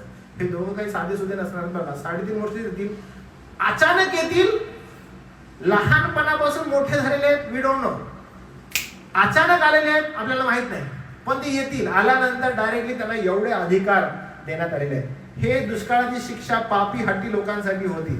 एलियासारखी सेवा करतील, पाणी पृथ्वीवर अधिकार, त्यांनी पाणी रक्तात रूपांतरित करण्याचा, महामारी पाठवण्याचा अधिकार त्यांना मिळेल. मोशेसारखा देवाच्या न्यायाचे प्रत्यक्ष दर्शन ते करतील, म्हणजे एलियासारखं आणि मोशेसारखं. अनेक शत्रू त्यांना नष्ट करण्याचा प्रयत्न करतील, पण देवाचे संरक्षण त्यांच्यावर असेल. जोपर्यंत त्यांची साक्ष पूर्ण होत नाही तोपर्यंत कोणीही त्यांना काहीही करू शकणार नाही. म्हणजे जोपर्यंत त्यांना तो मेसेज द्यायचा आहे तोपर्यंत देणार नाहीत, त्यांना कोणी काहीच नाही करू शकत. म्हणजे एवढं जबरदस्त सामर्थ्य असणार आहे. जसं प्रभू येशू ख्रिस्त आपला होता आणि प्रभू येशू ख्रिस्त ज्यावेळेस या पृथ्वीवर होता त्यावेळेस ते भूत लागलेले भूत असे म्हणायचे, हे येशू तू आमच्यामध्ये काय येत आहे, तुझी अजून वेळ कुठं आलेली, आता येऊ नको ना. आणि प्रभूला तुझी अजून वेळ नाहीये ना, तुझी अजून वेळ नाहीये ना ते म्हणायचे. आणि बिलकुल देवबापाने जी नेमलेली वेळ आहे त्या वेळेमध्ये हे कार्य होणार आहे. हे महत्वाचं आहे बरं का. हे दोन साक्षीदार एलिया आणि मोशेप्रमाणे सामर्थ्यवान असतील. ते न्याय, पश्चाताप आणि देवाची सत्ता जाहीर करतील. अग्नी, दुष्काळ, रक्त, महामारी यांच्या माध्यमातून देव आपला कोप व्यक्त करेल. आणि जोपर्यंत त्याचे कार्य पूर्ण होत नाही तोपर्यंत त्यांच्यावर देवाचे अटळ संरक्षण असेल. म्हणजे देवबाप त्यांचं संरक्षण करणार आहे. हे दोघं कोण असतील बघा, 7 ते 10. त्यांनी आपली साक्ष देणे समाप्त केल्यावर अथांग डोहातून वर येणारे श्वाप त्यांच्याबरोबर लढाई करेल आणि त्यांना जिंकून जीवे मारेल. आणि आध्यात्मिक दृष्टीने सदोम, मिसर म्हटलेले असे जे मोठे नगर आणि ज्यात त्यांच्या प्रभूला वधस्तंभावर खेळण्यात आलेले होते त्यांच्या रस्त्यावर त्यांची प्रेते पडून राहतील. लोक, वंश, निरनिराळ्या भाषा बोलणारे राष्ट्रे यातील लोक त्यांची प्रेते 3.5 दिवस पाहतील आणि ती कबरात ठेवू देणार नाही. तुम्ही विचार करा किती मोठा तिरस्कार आहे. म्हणजे प्रेत पडू नये, त्यांचा तिरस्कार किती, राष्ट्रीय तिरस्कार करतायत. ओके, जस्ट इमॅजिन बर का, मी तुम्हाला सांगतो राष्ट्र तिरस्कार करतायत. एखादा समूह नाही बरं का, तुम्ही इथं बसलेलीच फक्त माझा तिरस्कार करताय एवढं नाही, राष्ट्र तिरस्कार करतायत, राजे तिरस्कार करतायत त्या दोघांचा. म्हणजे हे किती डेंजरस असतील, मोस्ट वॉन्टेड क्रिमिनल्स त्यावेळेस. की त्याचा तिरस्कार एवढा आहे की त्यांची प्रेत ज्यावेळेस पडलेली आहेत त्या प्रेतांकडे कोण जात नाहीये, पण त्यांच्यावर कॅमेरेज आहेत. त्या प्रेतांवर कॅमेरेज आहेत. 3.5 दिवस ते तसेच पडलेले आहेत, त्यांच्याकडे कोण जात नाहीये. आणि त्याच्यामुळे काय होतंय बघा, ती कबरेत पण ठेवू दिली नाही. त्यांच्यावरून पृथ्वीवर राहणारे लोक आनंद उल्हास करतील. म्हणजे तुम्ही विचार करा की ते मेले म्हणून पृथ्वीवरचे लोक काय करतील, आनंदाने उल्हास, राष्ट्रीय उल्हास करतील. म्हणजे भारत अरे फटाकडा फोडेल, अरे दोघं मेले, दोघं मेले, दोघं मेले. पाकिस्तान आणि भारत दोघं मित्र त्यावेळेस, हा हा हा किती सुंदर झालेलं आहे, दोघं मेले, आपले शत्रू होते दोघं. रशिया, युक्रेन दोघं मित्र, आता किती भारी झालेलं आहे. South Korea, North Korea, friends नाव, अरे तो मेले, ते दोघं जण होते, मेले, बरं झालं मेले. एवढंच नाही, काय म्हणतात बघा, एकमेकांना भेटी पाठवतील. They send gifts. का दोघं मेले, गिफ्ट पाठवा एकमेकांना. जेव्हा प्रभूसाठी जगणारे लोक, लक्षात घ्या, आणि प्रभूसाठी मरणारे लोक, ज्यावेळेस ते पिढ्यांमधून जातात आणि समजा ते मरतात, तर जे देहानं जगणारे लोक असतात, जे कार्नल असतात, जे दैहिक वासना आधारित असतात, ते आनंद करतात बघा. आणि हे बिलकुल होणार आहे येणाऱ्या दिवसामध्ये. ते आपलं सेमिनार चालू असताना मी ट्रान्सलेट करत होतो आणि क्वेश्चन मी पट करून म्हटले की okay, I wanted to ask you, सगळ्यांसाठी ना तुझ्यासाठी प्रश्न आहे की तू प्रभूची सेवा, तुझं विजन काय प्रभूच्या सेवेचं, असं पट करून. तो एकदम अचानक मला त्यांनी म्हटले तू मला सांग, तुला काय वाटतं, तुला काय करायचं. आणि पहिल्यापासूनची माझी इच्छा मी त्यांना अशी सांगितली की नाही, टिल माय लास्ट ब्रेथ मला माझी इच्छा आहे की मी प्रभूचा संदेश सांगावा आणि मरत असताना मी प्रभूचा संदेश सांगावा. मी असं बोललं ते पटकन मला म्हणाले ओ तू थिओलॉजिकली खूप स्ट्रॉंग आहे, मला अजून जरा डीप तुला विचारतो. आणि मला तुम्हाला सांगायचं की हेच मनीधनी आहे, ह्याच्याशिवाय मनीधनी काहीच नाही आहे. की जर काही करावं, जर काही राहावं, तर शेवटल्या श्वासापर्यंत एकच गोष्ट करावी, ती म्हणजे प्रभूचा संदेश सांगावा. आणि मनुष्याला बरा वाटतं म्हणून नाही बरं का, मनुष्य किती चांगला आहे, त्याला किती छान वाटावं, तर प्रभूला आनंद, प्रभूला उल्हास कसा मिळेल हे पाठवावा. आणि त्यामुळे जर कोणती गोष्ट होणार आहे तर कार्नल जे लोक आहेत, जे दैहिक दृष्ट्या असणारे लोक आहेत, ते म्हणतात की कसं झालं, कसं मिळाला, बरोबर आहे, असं नाही करायला पाहिजे. हे असं होणार आहे. जे देहदृष्ट्या आहेत त्यांना आनंद होईल आणि ते उल्हासतील, पण जे आत्मिक आहेत त्यांना त्याविषयी पीडा प्राप्त होईल. कारण त्या दोघा संदेशांनी पृथ्वीवर राहणाऱ्या लोकांना पीडा दिली होती. ओके, त्यांना काय दिली होती, पीडा. ओके, प्रभूचा संदेश वाहक लोकांना काय देतो, पीडा. ओके, हे लक्षात घ्या बरं का. प्रभूचा संदेश वाहक लोकांना काय देतो? पीडा. पीडा कुणासाठी आहे माहिती आहे ती? जे दैहिक आहेत त्यांच्यासाठी, सर्वांसाठी नाही. पण जे आत्मिक आहेत त्यांच्याविषयी पवित्र शास्त्र म्हणतात त्यांच्यासाठी ते सामर्थ्य आहे. तुम्हाला समजत आहे की सुवार्ता हे लोक काय सांगत आहेत? सुवार्ता सांगत आहेत. हे लोक काय सांगत आहेत? प्रभूचा न्याय सांगत आहेत. आणि प्रभूचा न्याय, प्रभूची सुवार्ता, जे तारण प्राप्त झालेले लोक आहेत त्यांच्यासाठी आनंदाची आणि आशीर्वादाची. तुम्ही बघा, हे दोघं ज्यावेळेस बोलतील 3.5 वर्ष, मंडळी ऑलरेडी घेतली जाणार आहे. उरलेले कोण आहेत? यहुदी इतर जे ख्रिस्ती होते आणि जे म्हणत की आम्ही जाणार पण ते जाऊ नाही शकले, ते लोक हे संदेश ऐकतील. मग तारण कसं आहे? तारण कृपेद्वारे पण आहे, तारण त्यावेळेस कर्मांनी आहे. आणि आपण पाहतो त्यांना कर्म करावं लागेल आणि त्यांना तारण प्राप्त होईल. सेम लाईन यहुदी लोक त्या ठिकाणी आहेत जे लोक ख्रिस्ताकडे वळणार आहेत.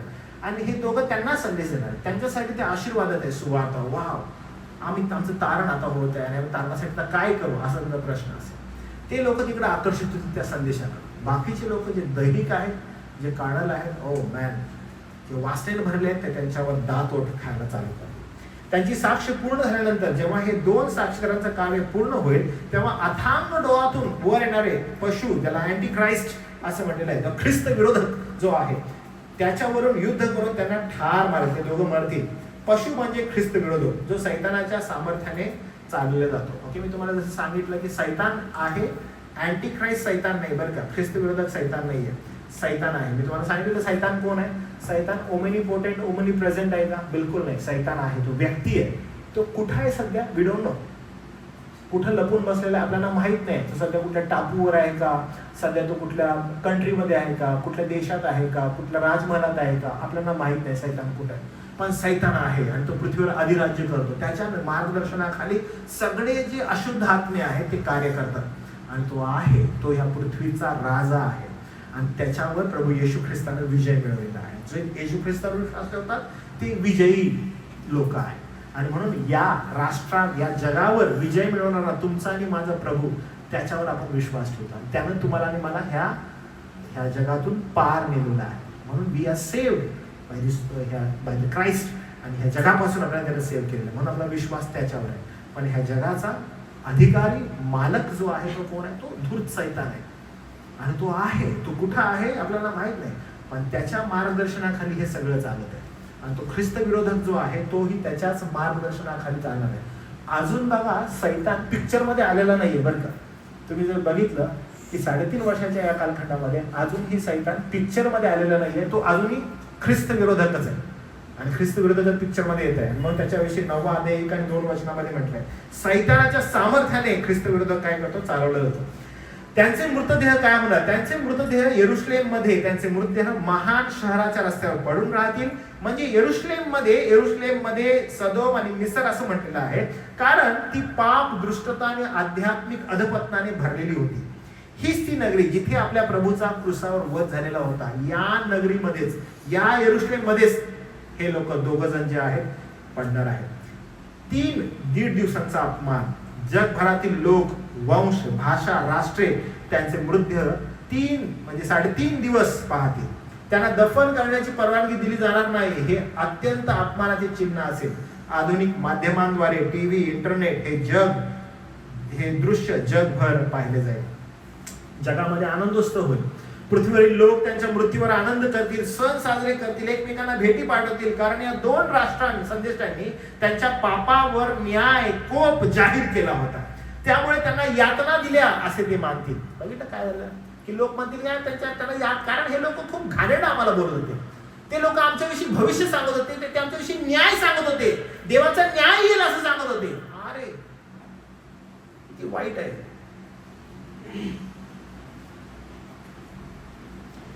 मी आज ज्यावेळेस असं सांगत असतो की जे अन्य शिक्षण देणारे लोक आहेत मंडळीवर, पुलपीटवर आहेत, पुलपीटवर देत आहेत आणि ते अन्य शिक्षण देणारे आहेत, त्यांना मी सांगत असतो की तुमची चुकी नाहीये. माझं सदैव हे त्यांना असतं की तुमची चुकी नाहीये, तुम्ही अन्य शिक्षण देत आहात. चुकी कुणाची माहिती आहे की जे समोर बसून अन्य शिक्षण ऐकत आहेत, कारण त्यांना ते ऐकायचं आहे. आणि म्हणून ते जाऊन तिथं खुर्च्या गरम करायला लागतात. आणि तुम्ही खुर्च्या गरम करत आहात त्यांच्या, म्हणून ते समोर उभे आहेत. तुम्ही जर खुर्च्या गरम केल्या नाही, ते समोर उभे नाही राहणार. तुम्हाला ते ऐकायचं आहे, तुम्हाला ते हवं आहे, म्हणून ते बोलत आहेत. आणि जर तुम्ही न्याय केला, तुम्ही जर म्हटले की नाही पवित्र शास्त्रामध्ये लिहिलेलं नाहीये, आम्ही अध्ययन केलेलं, आम्हाला हे ऐकायचं नाही, आम्हाला आत्मिक संदेश ऐकायचा, ते नाही देणार. कारण तुम्हाला ते ऐकायचं आहे. त्यावेळेस लोकांना फार वेदना होतात, त्यावेळेस लोकांना फार कठीण गोष्टीतून जावं लागतं. मी परवा दिवशी एका बंधूला मेसेज केला आणि त्या बंधूला मेसेज करून सांगितलं की बंधू ह्या 2 स्लाइड्स लवकर तयार कर. आणि मी त्यांना म्हटलं ह्या 2 स्लाइड्स तयार कर, आग लावूया महाराष्ट्रामध्ये. मी म्हटलं आग लावूया महाराष्ट्रामध्ये. का बरं? तुम्ही पाहाल एक 2 स्लाइड तयार होत आहेत, त्या 2 स्लाइड मी सगळीकडे परत पसरवत आहे आणि फार कठीण जाईल लोकांना ते स्वीकृती करण्यासाठी, पण ते सत्य जे आहे ते लोकांपर्यंत जाणं गरजेचं आहे.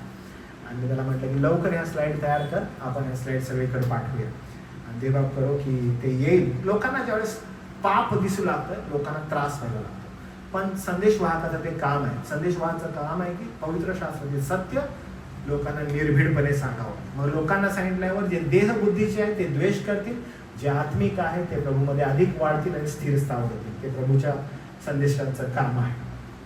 2 साक्षीदारांची साक्ष पूर्ण झाल्यावर ख्रिस्त विरोधक त्यांना ठार मारेल. त्यांचे मृतदेह यरुशलेमेवर 3.5 दिवस पडून राहतील. जगभरातील लोक त्यांच्यावर आनंदोत्सव करतील. पापी जग देवाच्या संदेशावर नव्हे तर देवाच्या संदेशाच्या मृत्यूवर आनंद मानतील. हे त्यांच्या पूर्ण आध्यात्मिक अंधत्वाचे दूरग्रहाचे घोतक आहे. ते काय करतील? आनंद करतील आणि त्यांना ते समजणारच नाही. त्यांना आध्यात्मिक अंधत्व आहे आणि आध्यात्मिक अंधत्व ज्यावेळेस आहे त्यांना काही दिसतच नाही. आणि त्यांच्यावरून पृथ्वीवर राहणारे आनंद उल्हास करतील, एकमेकांना भेटी पाठवतील, कारण ह्या 2 संदेशांनी पृथ्वीवर राहणाऱ्यांना पीडा दिली होती. पुढे 3.5 दिवसानंतर जीवनाचा आत्मा देवापासून येईल, त्यांच्यामध्ये शिरला, तेव्हा आपल्या पायावर ते उभे राहिले. ज्यांनी त्यांना पाहिले त्यांना मोठं भय प्राप्त झालं. म्हणजे जीवनी आत्मा प्रभूकडून आला. 3.5 वर्ष हे मेलेले होते, पृथ्वीवर पडलेले रोडवर. देवापासून जीवनी आत्मा आला. 3.5 दिवसानंतर त्यांच्यामध्ये गेला. त्यांच्या मृत शरीरामध्ये प्रवेश केल्या केल्या ते पुन्हा जिवंत होणार. आणि लक्षात घ्या, अख्खं जग त्यांना पाहत आहे त्यावेळेस. ह्या दोघांमध्ये तो शिरल्यावर ते पुन्हा जिवंत होणार, उभे राहणार. हे पाहून सर्वांना भीती येणार आणि जबरदस्त भीती त्यांच्याकडे पसरणार. ज्यांनी त्यांचा अपमान केला होता ते घाबरणार, थरथर कापणार आणि मग स्वर्गारोहणाचा आवाज येणार. स्वर्गातून महान आवाज येणार आणि म्हणणार, इथे वर या. त्या दोघांना आवाज येणार, इथे वर या. आणि मग ते दोघं त्वरित ढगात चढून स्वर्गात जातात. त्यांच्या शत्रूंच्या डोळ्यासमोरच हा अद्भुत चमत्कार घडतो. आणि this is going to happen exactly. पवित्र शास्त्र जर असं बोलत आहे की बिलकुल हे दोघं असेच स्वर्गात घेतले जाणार, कारण ख्रिस्त तसाच गौरवी स्वर्गारोहण त्याचं झालेलं होतं तशाच प्रकारे. त्याचा परिणाम काय होईल? त्याच घटकेला मोठा भूमिकंप झाला, तेव्हा त्या नगराचा 10वा भाग पडला. भूमिकंपाने 7,000 माणसे ठार झाली. बाकीची भयभीत होऊन त्यांनी स्वर्गीय देवाचं गौरव केलं. दुसरा अनर्थ होऊन गेलेला आहे. पहा, तिसरा अनर्थ होणार आहे. मागच्या बायबल स्टडीला आपला हाच शास्त्र भाग झालेला होता. आता आपल्याकडे वेळ संपलेला आहे. उजळणी करतानाच पुन्हा हा शास्त्र भाग आपला संपलेला आहे. पण हे फार इम्पॉर्टंट आहे. माझी इच्छा होती की हे तुमच्याकडून मिस कधी होऊ नये. भयंकर भूकंप, त्यांच्या स्वर्गाच्या वेळी मोठा भूकंप होतो. यरुशलेमेचा 10वा भाग नष्ट होतो. 7,000 लोक ठार होतात.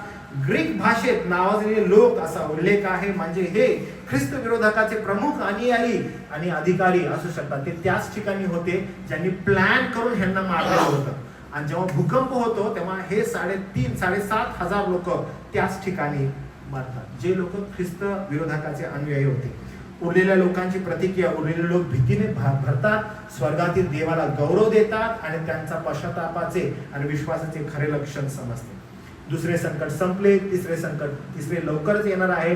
म्हणजे आता 7वा करणा वाजणार आहे, ज्यात अंतिम न्याय, ख्रिस्ताचे पुनरागमनाचा काळ सुरू होईल. 2 साक्षीदारांचे पुनरुत्थान झालेले आहे, स्वर्गारोहण झालेले आहे. हा देवाच्या सामर्थ्याचा सर्वोच्च पुरावा आहे. त्यांच्या मृत्यूनंतर जगाने आनंद केला होता, पण देवाने त्यांना उंचावलं, त्या दोघांना उंचावलं. त्यांच्या पुनरुत्थानानंतर झालेल्या भूकंपाने अनेकांना देवभयाने पश्चातापाकडे पुन्हा वळवले.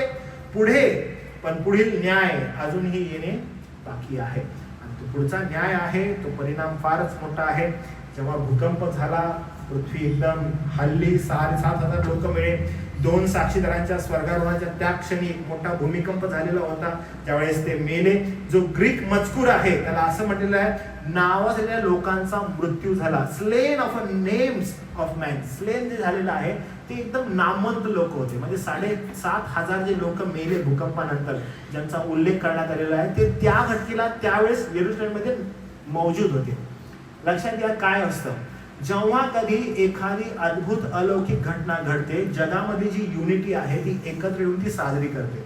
हे 7,500 लोक कोण आहेत माहिती आहे का? त्या कालखंडामध्ये सगळ्यात मोठे ख्रिस्त विरोधकाचे, जो हा अँटी ख्राइस्ट आहे, जो ख्रिस्त विरोधक आहे, त्याचे प्रशंसक आहे ते. आणि हे प्रशंसक त्या ठिकाणी आले का? त्याचा उदो करायला, की तू प्लॅन करून मारलेला आहेस त्याला. आणि त्याला आपण उदो करू. कुठं करू? येरुशलेममध्ये करू. जिथं त्यांना मारले तिथं करू. आणि ज्या ठिकाणी त्यांची प्रेत पडलेले आहेत तिथं जवळ असते, आणि तिथं जवळ येऊन काय करत आहेत? ते भेटी देत आहेत, ते आनंदोत्सव करत आहेत. आणि ज्यावेळेस ते उठतात, मोठा भूमिकंप होतो. भूमिकंप झाल्यावर जिथं ते उपस्थित आहेत ते सगळे तिथं मरून जातात. नामवंत लोक आहेत. याचा अर्थ 7,000 लोक प्रतिष्ठित अधीन असलेले, म्हणजे हे ख्रिस्त विरोधकाच्या प्रसिद्ध अधिकारी किंवा नेते होते. या भीषण घटनेमुळे त्या 2 साक्षीदारांच्या अद्भुत पुनरुत्थानामुळे उरलेले लोक अत्यंत भयभीत झाले. त्यांनी नम्रतेने स्वर्गीय देवाला गौरव दिला, ज्यात खऱ्या पश्चातापाने देवाकडे वळण्याचा त्यांना पुरावा मिळाला. या घटनेचा शेवट देवाकडे वळणाऱ्या यहुद्यांसाठी चांगला ठरतो, परंतु अजूनही अविश्वासू लोकांसाठी एक गंभीर इशारा आहे. म्हणजे लक्षात घ्या, त्यात 7,500 मेले, 7,000 मेले. काय घटना घडलेली आहे? अचानक यहुद्यांच्या मनामध्ये पुन्हा भय प्राप्त झालं. विसरू नका, 1,44,000 ख्रिस्ताकडे वळणार आहेत या कालखंडामध्ये. आणि या घटनेचा पण त्याला अजून दुजोरा मिळतो. या घटनेमुळे पुन्हा यहुदी ख्रिस्ताकडे वळाले. 1,44,000 मध्ये भर पडत आहे. आणि हा आकडा होणार आहे 1,44,000 जे ख्रिस्तासाठी उभे राहणार आहे. पुढील टप्प्यात 7वं रणशिंग, म्हणजे कर्णा ज्यावेळेस फुंकण्यात येतो, ते 3रा अनर्थ आहे. पहा, ज्यामुळे अंतिम प्यालाचे जो बॉल आहे, वाटी आहे, पृथ्वीवर जी ओतली जाणार आहे, आणि त्यानंतर ख्रिस्ताचे गौरवशाली आगमन होऊन तो आपले राज्य स्थापणार आहे. 7व्या कारणाकडे आपण पुढच्या वेळेस जाऊया. पण देव आपल्याला सहायता करू. यातून आपल्याला ही गोष्ट समजते की सत्यानं उभं राहणाऱ्यांचा सदैव छळ होतो, प्लॅन्स होत आहेत, योजना होत आहेत. प्रभुदेव आपल्याला सहायता करू की आपण शेवटपर्यंत सत्यासाठी उभं राहू. लोकांना आवडेल, लोकांना बरं वाटेल हा संदेश पवित्र शास्त्राचा कधी नाहीये. लोकांनी पश्चाताप करून प्रभूकडे वळावं हा एकमेव संदेश आहे. मी तुम्हाला जस्ट रिमाइंड करून देतो, ज्यावेळेस नवीन कराराची सुरुवात होते, पहिला संदेश बाप्तिस्मा करणाऱ्या योहान दिला, पश्चाताप करा, स्वर्गाचं राज्य जवळ आलं. प्रभू येशू ख्रिस्ताला त्याने संदेश दिला, पश्चाताप करा, स्वर्गाचं राज्य जवळ आलेलं आहे. ज्यावेळेस आपण पौलाचा संदेश वाचतो, पश्चाताप करा, स्वर्गाचं राज्य जवळ आलेलं आहे. पेंटिकॉस्टच्या दिवशीचा संदेश, आता आम्ही काय करावं?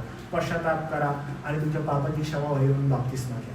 अख्खं चर्च मंडळीनं प्रेषितांच्या कृत्यामध्ये कोणता संदेश दिलेला आहे? पश्चाताप करा, स्वर्गाचं राज्य जवळ आलेलं आहे. म्हणजे गॉस्पलचा मेसेज जो आहे, इट स्टार्ट्स विथ रिपेंटन्स. तुम्हाला पापाची जाणीव आणि पश्चाताप हाच संदेश आहे. लक्षात घ्या, ज्यावेळेस ही मागणी होते, ज्यावेळेस ही मागणी झालेली आहे, मागणी मनुष्याला पापाची जाणीव करून देते, आणि तोच आपला संदेश आहे. त्यामुळं पाप ज्यावेळेस माणसाला दिसतं, तो कधीच खुश नाही होत. त्याला सदैव वेदना होतात, त्याला दुःख होतं. तो म्हणतो यार ते नको बोलू, त्यानं वेदना होतात. आणि पवित्र वचन मनुष्याला त्याच्या पापाची जाणीव करून देते. पण तुम्हाला माहिती आहे मनुष्याला काय हवंय? मनुष्याला ते नको आहे. मनुष्याला काय हवंय? He wanted to be God always, आणि तिकडं तो आकर्षित होतो. प्रभुदेव आपल्याला सहायता करू. प्रार्थना करूया. प्रभू, आम्ही अशक्त आहोत, पण देवापा तू सशक्त आहेस. प्रभू, तू तुझ्या कृपेनं आम्हाला तारलंस.